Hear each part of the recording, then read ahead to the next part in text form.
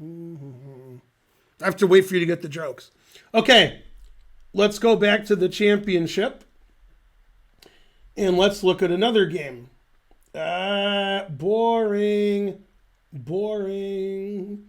Oh, we did round 2. All right. Round 3. Yeah,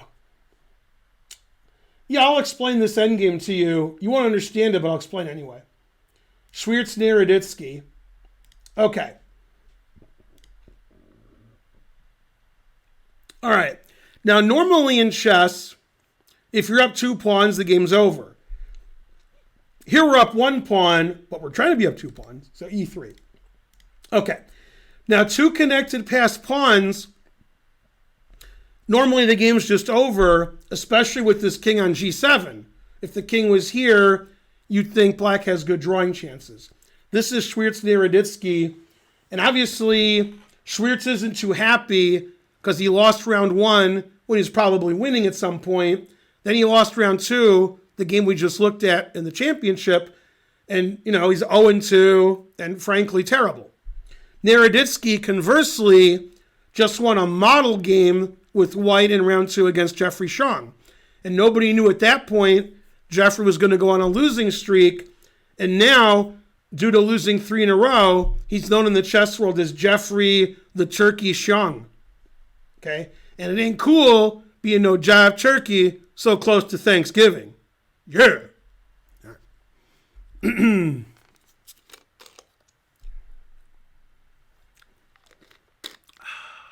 Delicious.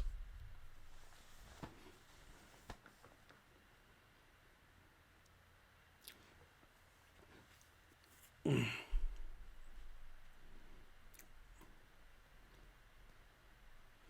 sure if I should ban that guy or not. Stewardess, I speak jive. I mean, it ain't cool being no turkey close to Thanksgiving as an airplane. It's trading places. Did I make an airplane reference also? I may have. I'm sorry. Okay. Grandmaster Gus gifted a sub. Good. Okay. Now, it's too complicated to explain to you guys, so I'll just keep explaining it until one of you gets it, and then we're fine. Okay. What is there, 2,400 of you? Okay. All right. So obviously, black wants the king where the pawns are queening, and white wants to queen. Okay, and he has to move his king up also, so everything makes a lot of sense. Okay, so king c7 is a kind of Danya bullet blitz kind of trick. Okay, and tricks are for kids. There's nothing wrong with king c7, but it's the kind of defensive idea that Danya finds because of his great blitz skills, playing for tricks. Thanks, Grandmaster Gus. Yeah. Yeah. Okay, so in this position, it looks like Danya just blundered with king c7. It looks like it's shallow and pedantic because white plays a7 and queens. The king here is not possible. However, that is a mistake because of e2. And now if you take on e2, I check, I take the pawn, and that's a draw. Drawn position. So you'd have to queen, and then I queen, and this is probably also a draw. Probably. Okay, so king c7 is just hoping for a7. Gotta hope for something. Okay, he played king d5, and I thought this was a terrible move when I was doing live commentary because I thought if this pawn was gone, and I thought black should always give that pawn away, black has good drawing chances, but I've come to see that that's not true. Danya didn't understand what white wanted to do, and as was explained by Swiercz, he talked to Danya after the game, and he thought that in this position, we'll just make random legal moves, so I can show you what he thought. He thought in this position, g3 wins the g-pawn, but this g-pawn is attacked. So Danya forgot about that. So that's weird. So that's not the winning plan. Okay, the winning plan, if the bishop stays here, which was shown by Swiercz, and we saw the winning plan, but I thought the winning plan only wins this and it doesn't win, but it does win. So he was right about everything he ever did. So let's play that same variation. Okay, this is what Swiercz wanted to do.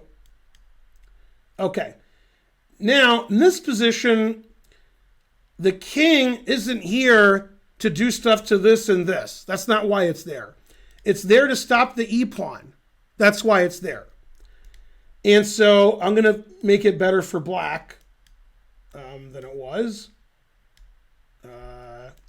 by being silly. Oh, whoops, sorry. I'm just trying to get to a position. Yeah. I totally messed up. Okay, there we go. Okay. So Swiercz saw this position could happen, and he wants to do this. But he can't play c4 because king takes a6. So if you want to play c4 and not lose your a-pawn, and not let the e-pawn queen, you put your king here, so the e-pawn doesn't queen, and then you play here. Why are you playing there? Now when you play c4, the a6 pawn is still defended. If you play here and the white king is somewhere else, black plays e2. So Swiercz is like, I'm going to stop the pawn, and then I'm going to defend this pawn, and then I'm going to push this. Okay? And he's correct. He's the most kind of correct. And so what happens is, if I go here and then here, you can't take because here, then the king goes back, and then that's sort of what happened in the game, but via a different route. Okay? And this bishop can't leave this pawn, or you take it, which is also what happened. And you can't leave this pawn and lose that pawn because 3 passed pawns is too much. So this is going to win eventually. That's actually what happened in the game. Okay, so Danya decided incorrectly that Swiercz's winning plan was to play king g4 and g3, which doesn't work. So to prevent that, Danya played the bishop to d8 and then g5 so that his bishop wouldn't be here and kicked here. Danya was only concerned with losing this pawn, and he was correct to be concerned about that. If he loses this pawn, game's over. I queen. So he's like, my bishop's here. That's not good because of king g4, g3. And actually, he's wrong about that because the bishop attacks the g3 pawn. Okay. Now, the problem with this move, as opposed to this move, is you're going to lose this pawn, which I thought didn't matter. In fact, I thought it was good for black, but I was wrong as usual. Okay. Now, Danya didn't want to lose this pawn. I don't blame him. And during the game, I thought he did want to lose this pawn, but as usual, I was wrong. So Danya said, I don't want to lose that pawn, and played bishop c5. And after king d5, he made what someone in the chat about 5 minutes ago said was the 1700 blunder. And Danya's move is bad. It loses the game more quickly than the correct move, but it doesn't change the result of the game. So I wouldn't even call it a blunder. Obviously, he missed. He blundered because he missed what Swiercz did. Okay. Now, he blundered with bishop b6.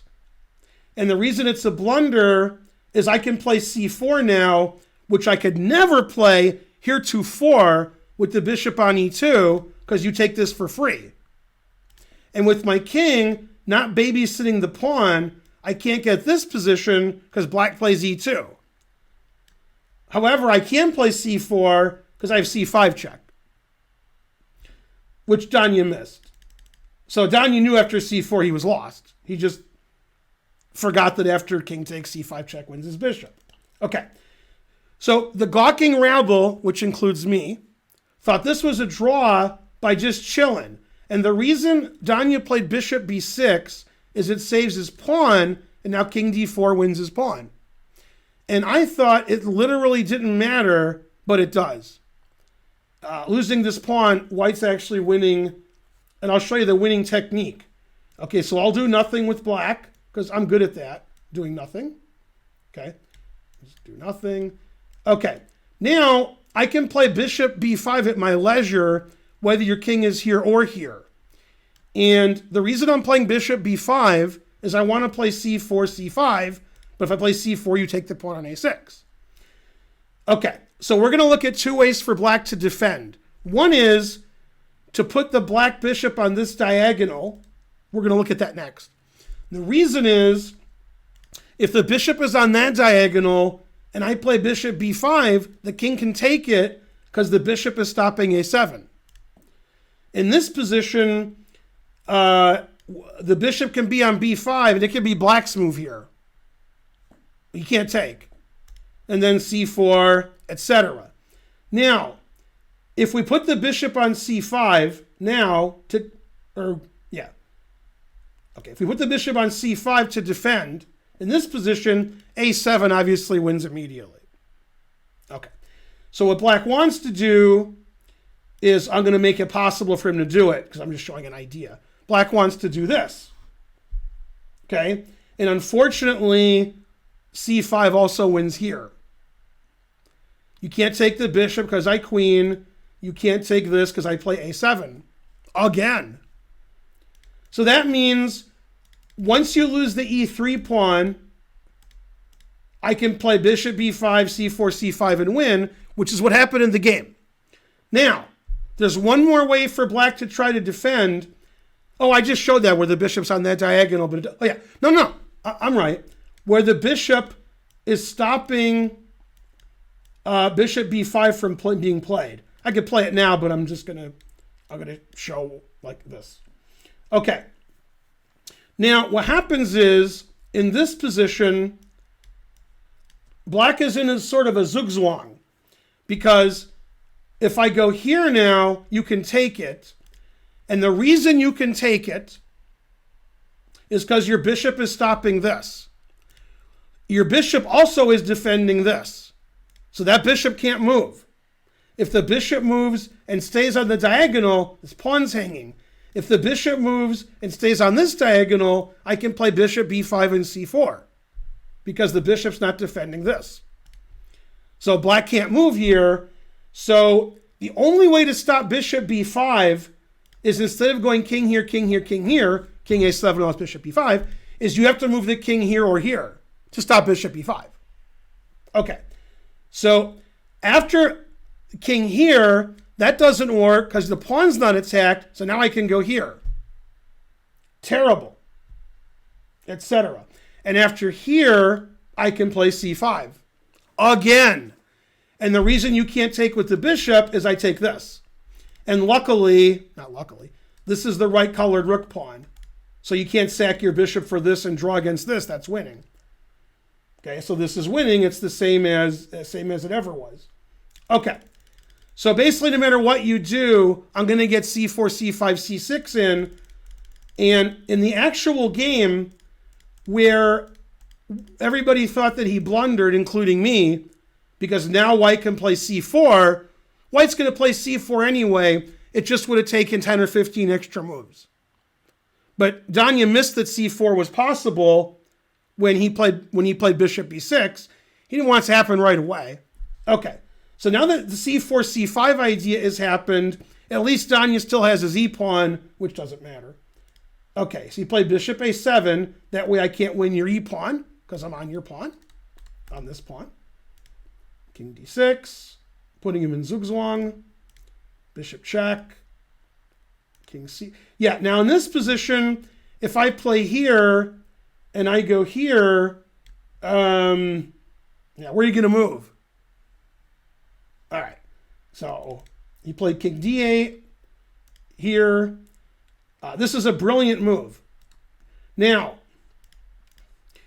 if you try to win this position by going here and here, which looks like the obvious way to win, let me show you why that might not work. Okay, now you're like, oh, white's a piece up, white's winning. No, counterplay. King goes up, king's coming in, pass pawn. This is a draw. Engine says it's a draw. So winning that bishop doesn't win. The brilliant win is c6, which is what he did. Okay, now you can't let him play c7, c8. This is the actual game. So you have to stop c7, and he plays c7 anyway, which is brilliant. And then after takes, well, he resigned. But after takes, you go here. The only way to stop this is to go here, and then that's it. You can't stop a7, a8. So brilliant technique by Swiercz. And bishop e6 isn't necessarily a blunder. It just accelerates his defeat. In the long run, it would have happened anyway, and he wouldn't have had his pawn. He would have lost his pawn right away, and then white has to go through, a rigmarole to get to that position again. It's not easy for the engine because, so many legal moves for both sides, and you have to see the winning idea, not just brute force it. But the engine likes to brute force it, so yeah. Anyway, that's as best as I can explain it, and probably I still explained it wrong. But bishop b6 accelerated his defeat because it allowed c4 immediately. And the only defeat that was bigger than that was Bob Lanier in the 70s. Now, he had some feet.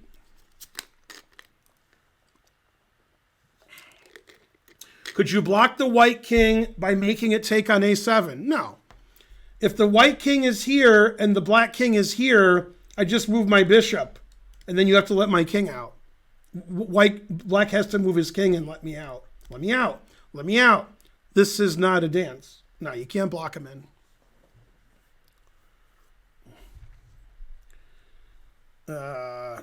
Yeah. Anyway, it's more complicated than that also. The other thing that complicates it is both sides have less than 10 minutes and Swiercz has less than 3 minutes. So after explaining it for an hour, most people still wouldn't understand. These guys understand, but they don't have any time on their clock. So, they understand less than if they looked at it forever. That was tough, though. And so forth. Now let me go back in the chat so I can see the silly chat. Don't forget to donate because I just gave you a good chess lesson. King a5, I forgot. Thank you. Yeah, I forgot about King a5. And I forgot about Dre. Let's see. What variation was it? No, that's the actual... Yeah. Let me see what variation I was showing you that I was making up. Okay. So in this position, I was explaining why black was in Wang Chung. And I said if you play king here, bishop b5 wins.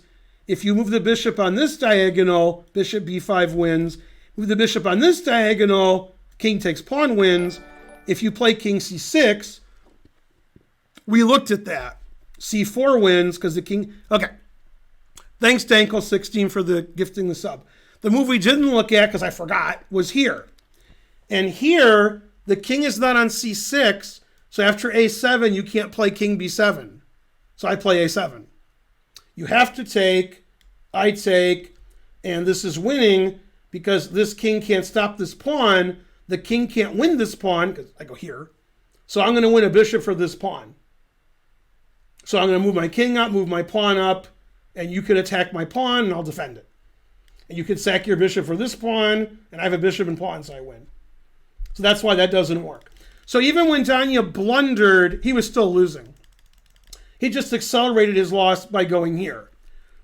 And when he did lose, and white did that, white did what he did, Danya still kept this pawn.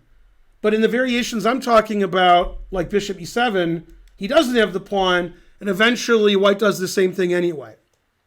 So, it's not surprising that white 2 pawns up for nothing is winning. Not shocking. Especially when there's these pawns over here. If those pawns aren't there, then this is almost certainly a draw. But with these pawns here, you can't sack your bishop for the pawns and draw because you lose this pawn and this pawn queens. A lot of times, in a position where I go c5 check, you take, a7, take. If these pawns weren't here, it's just king and bishop versus king. But when these pawns are still here, I take this pawn and I queen. So you can't sack your bishop for these 2 pawns. it's very important these pawns are still on the board. Having said that, for 99% of tournament players, this is too hard. It doesn't matter much. When you're in time trouble, you can't figure out anyway. When I explain, you don't understand it. It's just, this is like a grandmaster lecture for grandmasters. It's not for the gawking rabble.